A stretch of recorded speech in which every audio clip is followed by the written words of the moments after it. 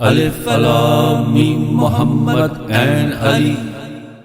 بسم اللہ الرحمن الرحیم۔ بادشاہ کو حضرت یوسف علیہ السلام سے ملنے کا شوق پیدا ہوا۔ ایک آدمی کو حضرت یوسف علیہ السلام کو بلانے کے لیے بھیجا اور کہا ان کو لے آؤ، میں ان کو اپنا مشیر اور رازدار بناؤں گا۔ آدمی حضرت یوسف علیہ السلام کے پاس پہنچا اور کہا آپ کو بادشاہ نے یاد فرمایا اور آپ کو بلایا ہے۔ حضرت یوسف علیہ السلام بڑے حوصلے اور ظرف کے تھے، آخر بیٹے پوتے کس کے تھے؟ ان پیغمبروں کے جو کبھی سلطنتوں کو خاطر میں نہیں لائے۔ اس کے ساتھ اللہ نے ان کو عقل اور سمجھ بھی اعلیٰ درجے کی عطا فرمائی تھی۔ ہر کام بہت سوچ سمجھ کر کرتے تھے، کسی بات میں جلدی نہیں کرتے تھے۔ اگر قید خانے میں ان کی جگہ کوئی اور ہوتا اور اتنے دن قید سختیاں برداشت کرتا، پھر اس سے کہا جاتا کہ بادشاہ آپ کو بلاتے ہیں اور آپ کا انتظار کر رہے ہیں، تو وہ فوراً قید خانے سے نکل کر اس آدمی کے ساتھ ہو لیتا۔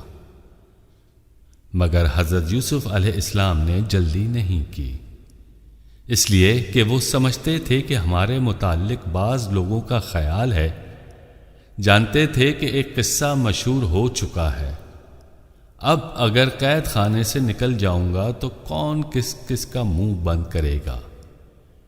کہنے والے کہتے رہیں گے کہ یوسف مجرم تھے، بادشاہ نے ان کا قصور معاف کر دیا اور وہ جیل سے آ گئے۔ ان کی غیور طبیعت نے گوارا نہ کیا کہ معاملے کی صفائی کے بغیر نکل جاؤں۔ بادشاہ کے قاصد سے کہا بادشاہ سے جا کر کہو کہ تحقیق کریں کہ ان مصر کی عورتوں کا کیا قصہ ہے جنہوں نے اپنے ہاتھ کاٹے تھے۔ قاصد نے بادشاہ کو حضرت یوسف علیہ السلام کا پیغام پہنچا دیا۔ بادشاہ نے جب یہ سنا تو مصر کی تمام عورتوں کو بلا لیا اور ان سے پوچھا کہ کیا قصہ ہے اور یہ کس کی سازش تھی۔ جب بات کھلنے لگی اور عزیز کی بیوی سمجھ گئی کہ بھید ظاہر ہو گیا، اب کوئی بات بنائے نہ بنے گی، تو کہا قصور میرا ہی تھا، یوسف علیہ السلام نے کوئی خطا نہیں کی۔ جب حضرت یوسف علیہ السلام کو خبر ملی کہ میری بے گناہی ثابت ہو گئی ہے، دنیا مجھے بے قصور مان گئی ہے، تب وہ خوش قید خانے سے نکلے اور بادشاہ کے پاس گئے۔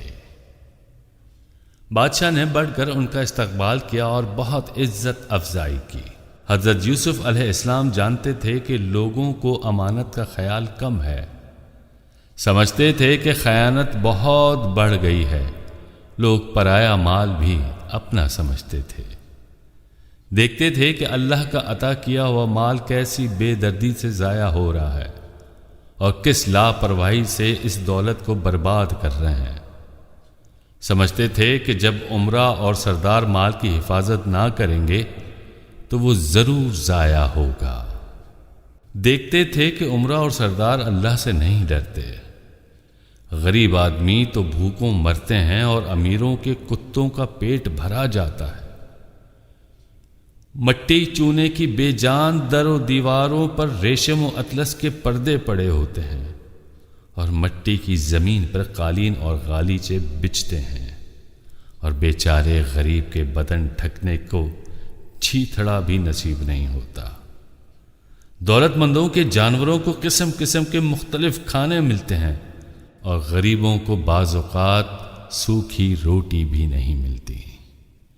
جن کو اللہ نے بہت دولت عطا فرمائی ہے، وہ اس دولت کو اپنی راحت اور عیش و عشرت میں برباد کرتے ہیں۔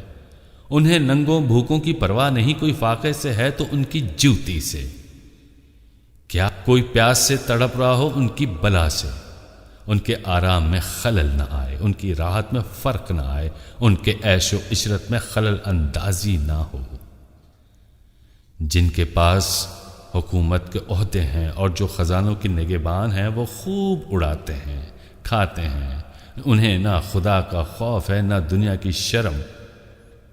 حضرت یوسف علیہ السلام بھلا یہ کب گوارا کر سکتے تھے کہ اللہ کی دی ہوئی دولت، اللہ کا عطا کیا ہوا مال اس بے دردی سے اڑایا جائے، اس طرح برباد کیا جائے کہ غریب آدمی بھوکوں مرے اور کتے کووں کے پیٹ بھرے جائیں؟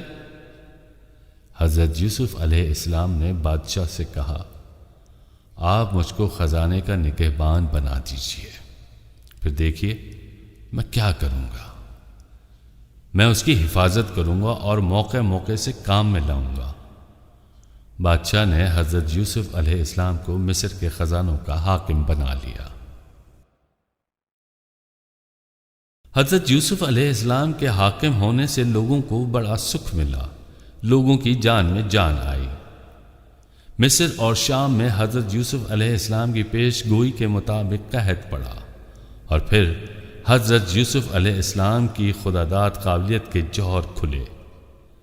حضرت یوسف علیہ السلام نے مصر میں غلے کی تقسیم کا ایسا انتظام کیا کہ لوگوں کو قحط معلوم ہی نہ ہوا۔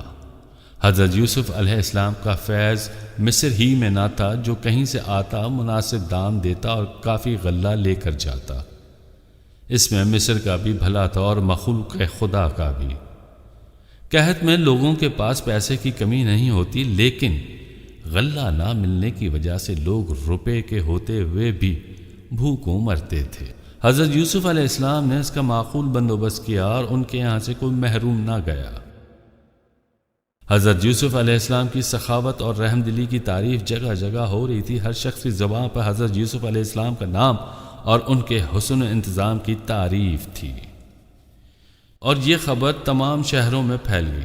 شام کے رہنے والوں نے بھی سنا کہ مصر کی حکومت ایسے شخص کے ہاتھ میں ہے جو بڑا اللہ والا اور بڑا سخی ہے، ننگوں کو کپڑے پہناتا ہے اور بھوکوں کو کھانا کھلاتا ہے۔ حضرت یعقوب علیہ السلام کو جب اس بات کا علم ہوا تو انہوں نے اپنے بیٹوں سے کہا کہ مصر کے خزانوں پر جو نیا حاکم مقرر ہوا ہے، اس کی سخاوت اور ہمت کی بہت تعریف سنی ہے۔ جو اللہ کا بندہ اس کے پاس جاتا ہے وہ خوش ہو کر آتا ہے۔ تم بھی روپیہ لے کر جاؤ اور غلہ خرید لاؤ۔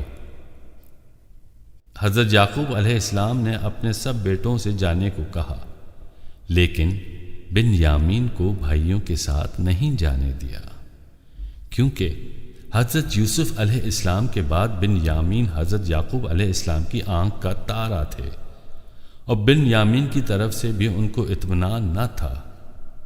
طرح طرح کے خیالات دل میں پیدا ہوتے تھے۔ حضرت یعقوب علیہ السلام بنیامین کو ذرا دیر کے لیے بھی علیحدہ نہ کرتے تھے۔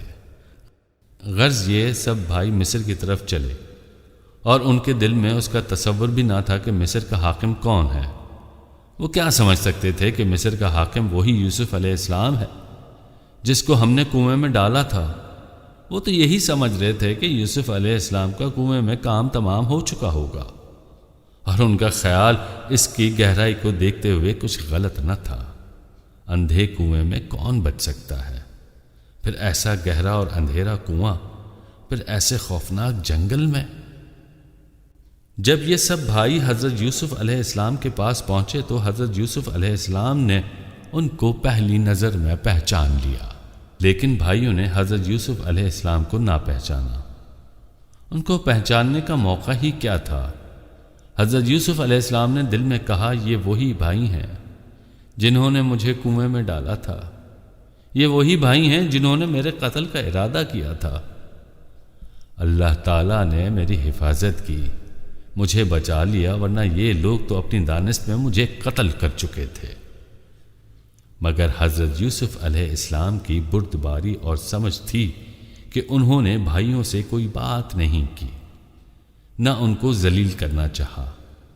حضرت یوسف علیہ السلام نے ان سے انجان بن کر پوچھا، تم کہاں سے آئے ہو؟ بھائیوں نے کہا، کنعان سے۔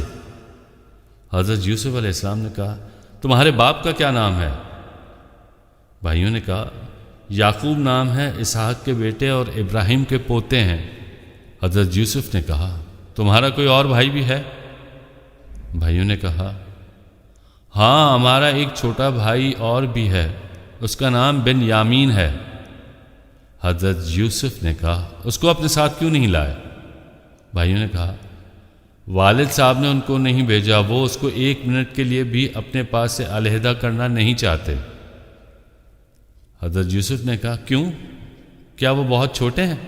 بھائیوں نے کہا نہیں نہیں، یہ بات نہیں ہے، بات یہ ہے کہ ان کا ایک بڑا بھائی تھا، اس کا نام یوسف تھا، وہ ایک مرتبہ ہمارے ساتھ جنگل میں کھیلنے گیا، ہم نے اس کو سامان کے پاس بٹھا دیا اور دوڑ میں مصروف ہو گئے، اتنے میں بھیڑیا آیا اور اس کو کھا گیا، جس کی وجہ سے ابا جان بنیامین کو کہیں آنے جانے نہیں دیتے۔